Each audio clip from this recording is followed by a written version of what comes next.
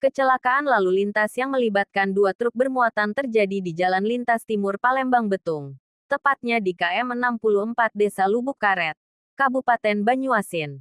Selasa tanggal 27 Januari tahun 2026 menyebabkan bagian depan kedua kendaraan rusak parah dan memicu kemacetan panjang.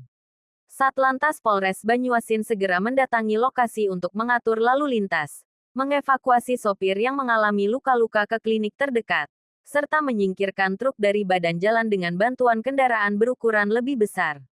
Kasat Lantas Polres Banyuasin AKP Suwandi menjelaskan bahwa selama proses evakuasi, arus lalu lintas sempat ditutup sementara dan kembali dibuka setelah truk dipindahkan ke pinggir jalan.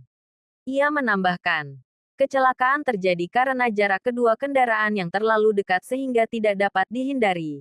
Dan saat ini kondisi jalan telah kembali normal. Sementara pengguna jalan diimbau untuk selalu berhati-hati serta mematuhi rambu dan batas kecepatan.